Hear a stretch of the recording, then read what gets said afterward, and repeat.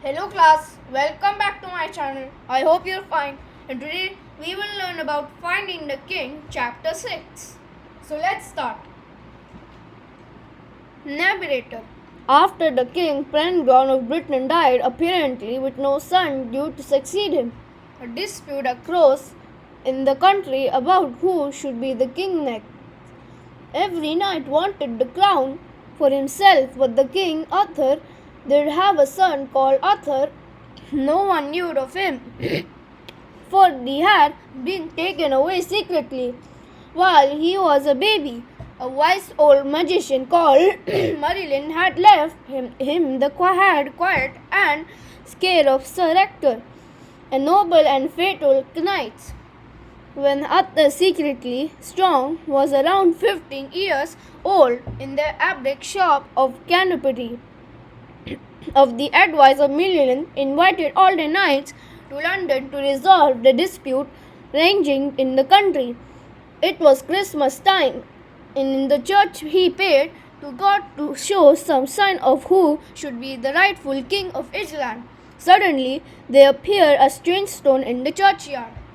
Strange lights up slowly to show a churchyard. A huge square stone sits before the doorway. A sword is stuck in the midst. The sword has letters of golden written on it. The knights come out of the churchyard looking surprised and excited.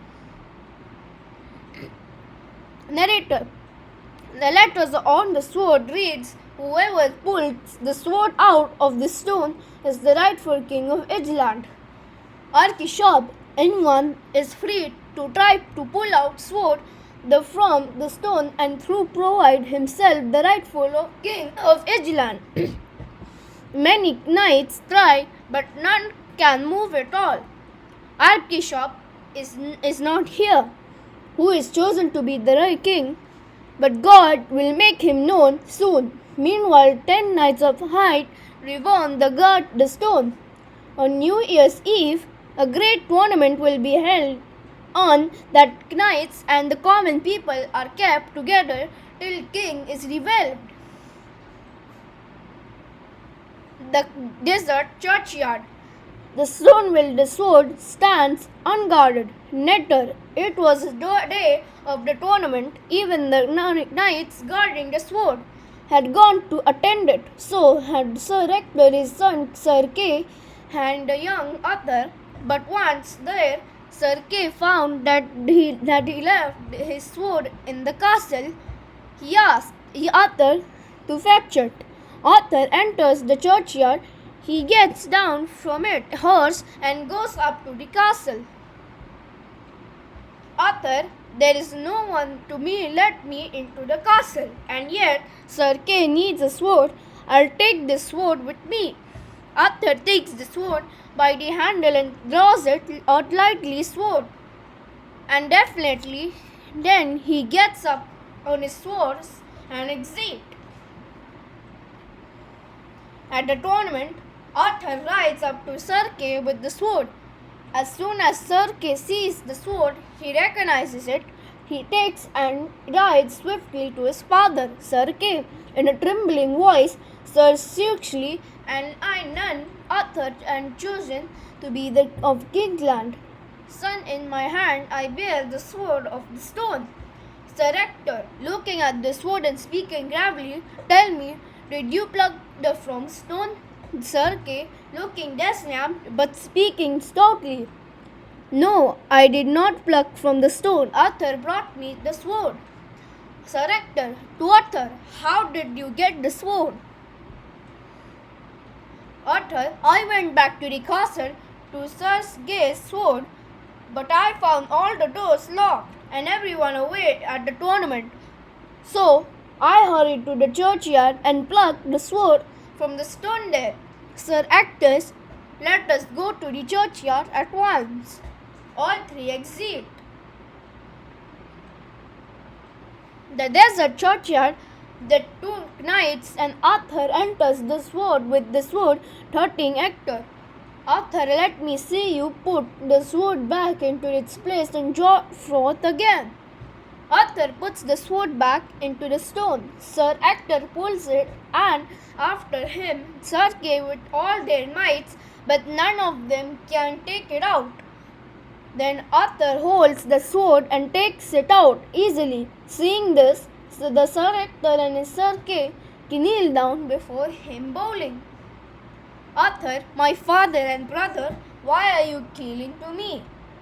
Sir Ector, Arthur, you were entrusted to me while yet a baby, but your parentage was not made known to me. A stranger brought you to me along with a sum of gold to bring you as my own child, and yet disappeared. Now I think that you are a highter this tiny than I thought. We should tell the Archbishop for these events. Some days later, the Archbishop and many princes and knights have gathered in the churchyard. Archbishop, Sir Ector has told me that the sword has found its master, but I want to try to be made in front of everyone. All of you are welcome and to try to pull out the sword. And so is Arthur. Night 1. He is a mere boy from nowhere in particular. Prince 1. We refuse to acknowledge him as our king. Night 2. We want another trial. 20. Prince 2. Yes, on another day. For archbishops, very well. The churchyard, even more people have gathered, including the common people. Negator. 3 times they held a trial every time. The same thing happened. At last, it was a phase of Prince. The time, however, Mendel had chosen to appear at the gatherings. Once again, many knights and princes tried to pull out the sword and failed. When Arthur prepares to try, an angry mumble seems to rise among them. Now Merlin enters. William, pointing to Arthur, behold the true son of Arthur, Merlin's sword off. Words spoken very plainly. He stands before you all today. Everyone is astonished. Archbishop Merlin, what is this you have said? For who, until England's lonely, and support for a lender or a group, now has heard that Arthur Penryn has a son. Merlin, very few had son, none know it. When his child was born, I saw the Arthur Penryn. Would you die before long? I feared that the enemies of the king would try to harm a child and the take of the throne. So I request the king I took out the child to Sir Ector, who brought him as his own son. How he provides his charm to the stone. Everyone looks with a new sense of wonder as Sir Ector once more walks up to the stone and pulls out the sword. The people, rising in the excitement, long live King Arthur, they kneel down before him. Narrator. And so Arthur became a England, and all gave him adlance. Alright, so I hope you liked the video of Finding the King chapter 6. Thanks for watching, and I will see you in another chapter. And comment on this video how was the chapter. Until then, bye.